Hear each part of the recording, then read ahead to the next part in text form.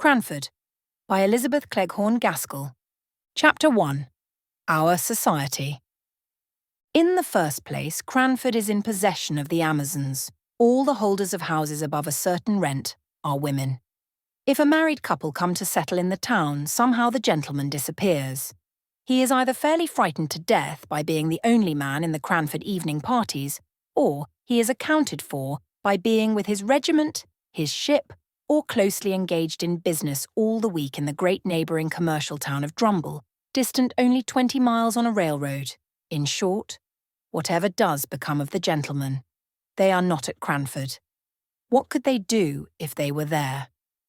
The surgeon has his round of 30 miles and sleeps at Cranford, but every man cannot be a surgeon.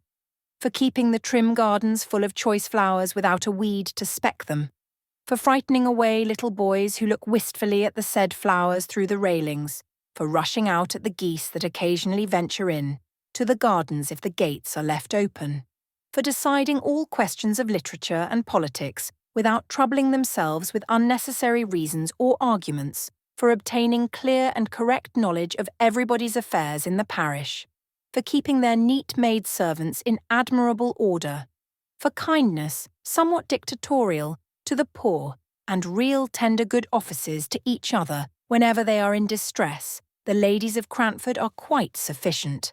A man, as one of them observed to me once, is so in the way in the house. Although the ladies of Cranford know all each other's proceedings, they are exceedingly indifferent to each other's opinions. Indeed, as each has her own individuality, not to say eccentricity, pretty strongly developed, nothing is so easy as verbal retaliation. But, somehow, goodwill reigns among them to a considerable degree. The Cranford ladies have only an occasional little quarrel, spirited out in a few peppery words and angry jerks of the head, just enough to prevent the even tenor of their lives from becoming too flat. Their dress is very independent of fashion. As they observe, what does it signify how we dress here at Cranford, where everybody knows us? And if they go from home, their reason is equally cogent. What does it signify how we dress here, where nobody knows us? The materials of their clothes are, in general, good and plain, and most of them are nearly as scrupulous as Miss Tyler, of cleanly memory, but I will answer for it. The last gigot, the last tight and scanty petticoat in wear in England, was seen in Cranford, and seen without a smile. I can testify to a magnificent family red silk umbrella, under which a gentle little spinster, left alone of many brothers and sisters, used to patter to church on rainy days. Have you any red silk umbrellas in London? We had a tradition of the first that had ever been seen in Cranford, and the little boys mobbed it and called it a stick in petticoats. It might have been the very red silk one I have described, held by a strong father over a troop of little ones. The poor little lady, the survivor of all, could scarcely carry it. Then there were rules and regulations for visiting and calls, and they were announced to any young people who might be staying in the town with all the solemnity with which the old Manx laws were read once a year on the Tinwald Mount. Our friends have sent to inquire how you are after your journey tonight, my dear. 15 miles in a gentleman's carriage. They will give you some rest tomorrow, but the next day, I have no doubt, they will call. So be at liberty after 12. From 12 to 3 are our calling hours. Then, after they had called, it is the third day. I dare say your mamma has told you, my dear, never to let more than 3 days elapse between receiving a call and returning it, and also that you are never to stay longer than a quarter of an hour. But am I to look at my watch? How am I to find out when a quarter of an hour has passed? You must keep thinking about the time, my dear, and not allow yourself to forget it in conversation. As everybody had this rule in their minds, whether they received or paid a call, of course no absorbing subject was ever spoken about. We kept ourselves to short sentences of small talk and were punctual to our time. I imagine that a few of the gentlefolks of Cranford were poor, and had some difficulty in making both ends meet, but they were like the Spartans and concealed their smart under a smiling face. We none of us spoke of money, because that subject savoured of commerce and trade, and though some might be poor, we were all aristocratic. The Cranfordians had that kindly esprit de corps which made them overlook all deficiencies in success when some among them tried to conceal their poverty. When Mrs. Forrester, for instance, gave a party in her baby house of a dwelling, and the little maiden disturbed the ladies on the sofa by a request that she might get the tea tray out from underneath, everyone took this novel proceeding as the most natural thing in the world, and talked on about household forms and ceremonies as if we all believed that our hostess had a regular servants' hall, second table, with housekeeper and steward, instead of the one little charity school maiden whose short ruddy arms could never have been strong enough to carry the tray upstairs, if she had not been assisted in private by her mistress, who now sat in state, pretending not to know what cakes were sent up, though she knew and we knew and she knew that we knew and we knew that she knew that we knew. She had been busy all the morning making tea bread and sponge cakes. There were one or two consequences arising from this general but unacknowledged poverty, and this very much acknowledged gentility, which were not amiss, and which might be introduced into many circles of society to their great improvement. For instance, the inhabitants of Cranford kept early hours and clattered home in their pattens under the guidance of a lantern-bearer about 9 o'clock at night, and the whole town was abed and asleep by 10:30. Moreover, it was considered vulgar, a tremendous word in Cranford, to give anything expensive, in the way of eatable or drinkable, at the evening entertainments. Wafer bread and butter and sponge biscuits were all that the Honourable Mrs. Jameson gave, and she was sister-in-law to the late Earl of Glenmire, although she did practice such elegant economy. Elegant economy. How naturally one falls back into the phraseology of Cranford. Their economy was always elegant, and money-spending always vulgar and ostentatious, a sort of sour grapeism which made us very peaceful and satisfied. I never shall forget the dismay felt when a certain Captain Brown came to live at Cranford and openly spoke about his being poor, not in a whisper to an intimate friend, the doors and windows being previously closed, but in the public street, in a loud military voice, alleging his poverty as a reason for not taking a particular house. The ladies of Cranford were already rather moaning over the invasion of their territories by a man and a gentleman. He was a half-pay captain and had obtained some situation on a neighbouring railroad which had been vehemently petitioned against by the little town. And if, in addition to his masculine gender and his connection with the obnoxious railroad, he was so brazen as to talk of being poor, why then, indeed, he must be sent to Coventry. Death was as true and as common as poverty, yet people never spoke about that, loud out in the streets. It was a word not to be mentioned to ears polite.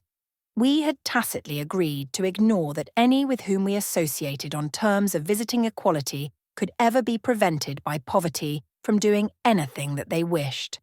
If we walked to or from a party, it was because the night was so fine, or the air so refreshing, not because sedan chairs were expensive. If we wore prints instead of summer silks, it was because we preferred a washing material, and so on, till we blinded ourselves to the vulgar fact that we were, all of us, people of very moderate means. Of course, then, we did not know what to make of a man who could speak of poverty as if it was not a disgrace. Yet, somehow, Captain Brown made himself respected in Cranford and was called upon, in spite of all resolutions to the contrary. I was surprised to hear his opinions quoted as authority at a visit which I paid to Cranford about a year after he had settled in the town. My own friends had been among the bitterest opponents of any proposal to visit the captain and his daughters, only 12 months before, and now he was even admitted in the tabooed hours before 12. True, it was to discover the cause of a smoking chimney before the fire was lighted, but still Captain Brown walked upstairs, nothing daunted, spoke in a voice too large for the room, and joked quite in the way of a tame man about the house. He had been blind to all the small slights and omissions of trivial ceremonies with which he had been received. He had been friendly, though the Cranford ladies had been cool. He had answered small sarcastic compliments in good faith, and with his manly frankness had overpowered all the shrinking which met him as a man who was not ashamed to be poor. And, at last, his excellent masculine common sense and his facility in devising expedients to overcome domestic dilemmas had gained him an extraordinary place as authority among the Cranford ladies. He himself went on in his course, as unaware of his popularity as he had been of the reverse. And I am sure he was startled one day when he found his advice so highly esteemed as to make some counsel which he had given in jest to be taken in sober, serious earnest. It was on this subject. An old lady had an Alderney cow, which she looked upon as a daughter. You could not pay the short quarter of an hour call without being told of the wonderful milk or wonderful intelligence of this animal. The whole town knew and kindly regarded Miss Betsy Barker's Alderney. Therefore great was the sympathy and regret when, in an unguarded moment, the poor cow tumbled into a lime pit.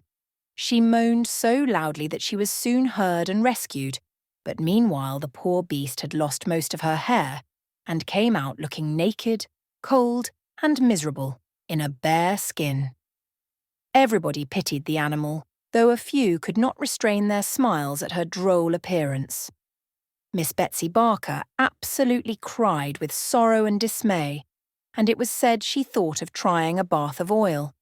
This remedy, perhaps, was recommended by some one of the number whose advice she asked, but the proposal, if ever it was made, was knocked on the head by Captain Brown's decided, "Get her a flannel waistcoat and flannel drawers, ma'am, if you wish to keep her alive.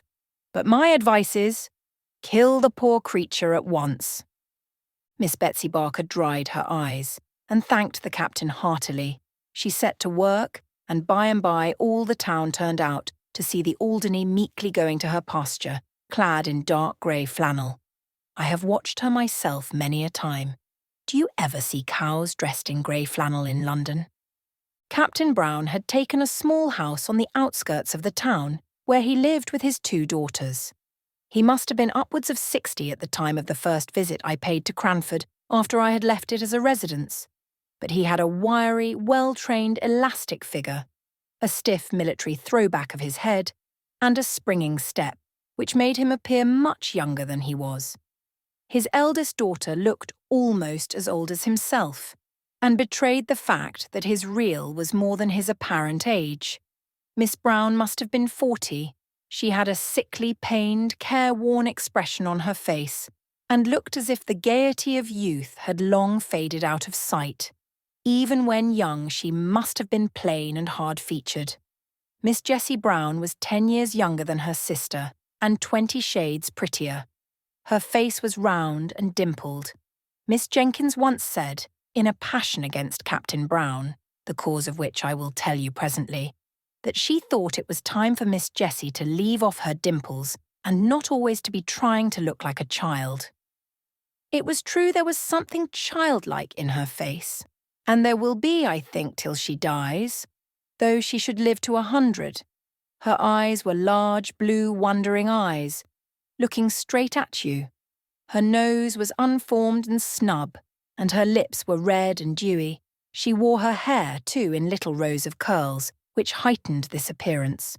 I do not know whether she was pretty or not, but I liked her face, and so did everybody, and I do not think she could help her dimples. She had something of her father's jauntiness of gait and manner, and any female observer might detect a slight difference in the attire of the 2 sisters, that of Miss Jessie being about £2 per annum more expensive than Miss Brown's. £2 was a large sum in Captain Brown's annual disbursements. Such was the impression made upon me by the Brown family when I first saw them all together in Cranford Church. The captain I had met before, on the occasion of the smoky chimney, which he had cured by some simple alteration in the flue. In church he held his double eyeglass to his eyes during the morning hymn, and then lifted up his head erect and sang out loud and joyfully, He made the responses louder than the clerk, an old man with a piping feeble voice, who, I think, felt aggrieved at the captain's sonorous bass, and quivered higher and higher in consequence. On coming out of church, the brisk captain paid the most gallant attention to his 2 daughters. He nodded and smiled to his acquaintances, but he shook hands with none until he had helped Miss Brown to unfurl her umbrella, had relieved her of her prayer book, and had waited patiently till she, with trembling, nervous hands, had taken up her gown to walk through the wet roads. I wonder what the Cranford ladies did with Captain Brown at their parties.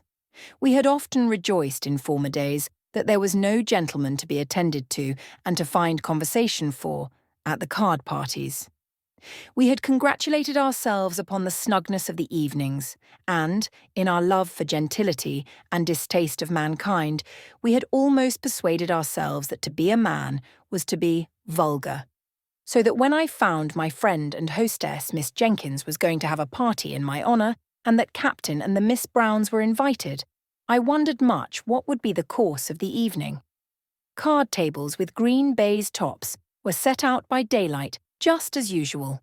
It was the 3rd week in November, so the evenings closed in about 4. Candles and clean packs of cards were arranged on each table. The fire was made up. The neat maid servant had received her last directions, and there we stood, dressed in our best, each with a candle lighter in our hands, ready to dart at the candles as soon as the first knock came. Parties in Cranford were solemn festivities, making the ladies feel gravely elated as they sat together in their best dresses. As soon as 3 had arrived, we sat down to preference, I being the unlucky 4th. The next 4 comers were put down immediately to another table, and presently the tea trays which I had seen set out in the storeroom as I passed in the morning were placed each on the middle of a card table. The china was delicate eggshell. The old-fashioned silver glittered with polishing, but the eatables were of the slightest description. While the trays were yet on the tables, Captain and the Miss Browns came in, and I could see that somehow or other the Captain was a favourite with all the ladies present. Ruffled brows were smoothed, sharp voices lowered at his approach. Miss Brown looked ill and depressed almost to gloom. Miss Jessie smiled as usual and seemed nearly as popular as her father. He immediately and quietly assumed the man's place in the room, attended to everyone's wants, lessened the pretty maidservant's labour by waiting on empty cups and bread and butterless ladies. And yet, did it all in so easy and dignified a manner, and so much as if it were a matter of course for the strong to attend to the weak, that he was a true man throughout. He played for 3 penny points with as grave an interest as if they had been pounds. And yet, in all his attention to strangers, he had an eye on his suffering daughter. For suffering I was sure she was, though to many eyes she might only appear to be irritable. Miss Jessie could not play cards, but she talked to the sitters out, who, before her coming, had been rather inclined to be cross. She sang too to an old cracked piano, which I think had been a spinet in its youth. Miss Jessie sang Jock of Hazeldean, a little out of tune, but we were none of us musical, though Miss Jenkins beat time, out of time, by way of appearing to be so. It was very good of Miss Jenkins to do this, for I had seen that, a little before, she had been a good deal annoyed by Miss Jessie Brown's unguarded admission, apropos of Shetland wool, that she had an uncle, her mother's brother, who was a shopkeeper in Edinburgh. Miss Jenkins tried to drown this confession by a terrible cough, for the Honourable Mrs. Jameson was sitting at a card table nearest Miss Jessie, and what would she say or think if she found out she was in the same room with a shopkeeper's niece? But Miss Jessie Brown, who had no tact, as we all agreed the next morning, would repeat the information and assure Miss Pole she could easily get her the identical Shetland wool required through my uncle, who has the best assortment of Shetland goods of anyone in Edinburgh. It was to take the taste of this out of our mouths, and the sound of this out of our ears, that Miss Jenkins proposed music. So I say again, it was very good of her to beat time to the song. When the trays reappeared with biscuits and wine, punctually at 9:15, There was conversation, comparing of cards, and talking over tricks. But by and by Captain Brown sported a bit of literature. "Have you seen any numbers of the Pickwick papers?" said he.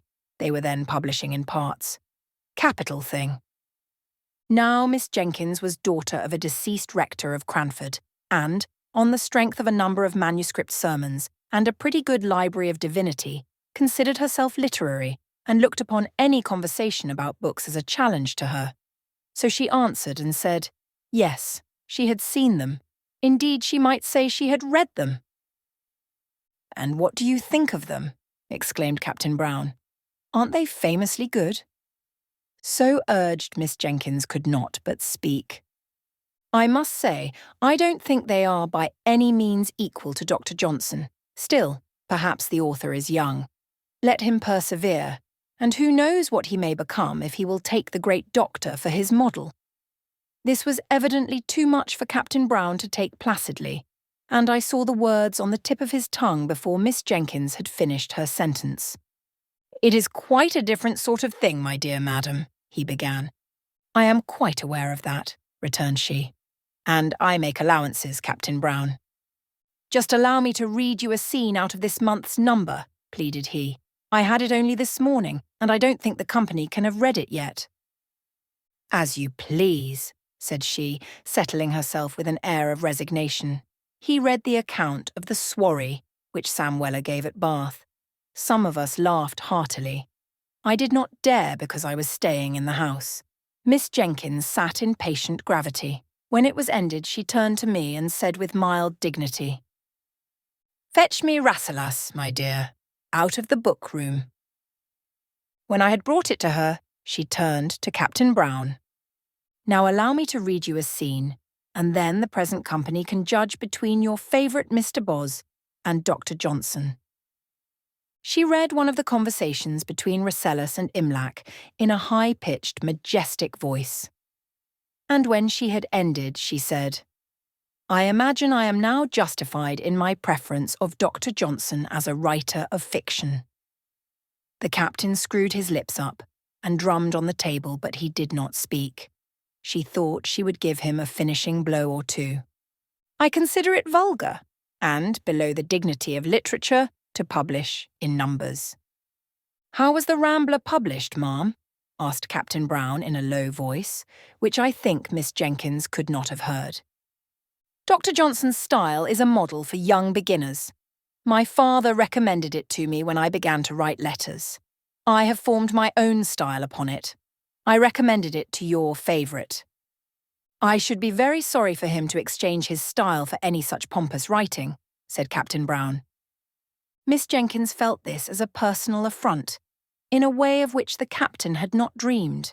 Epistolary writing she and her friends considered as her forte.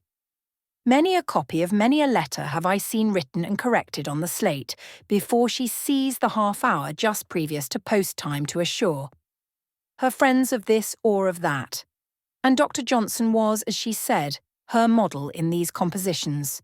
She drew herself up with dignity and only replied to Captain Brown's last remark by saying with marked emphasis on every syllable, "I prefer Dr. Johnson to Mr. Boz." It is said, I won't vouch for the fact, that Captain Brown was heard to say, sotto voce, D.N. Dr. Johnson. If he did, he was penitent afterwards, as he showed by going to stand near Miss Jenkins's armchair and endeavouring to beguile her into conversation on some more pleasing subject. But she was inexorable. The next day she made the remark I have mentioned about Miss Jessie's dimples. This concludes the first part of 16 total of Cranford by Elizabeth Gaskell, produced by Best Audiobooks for free.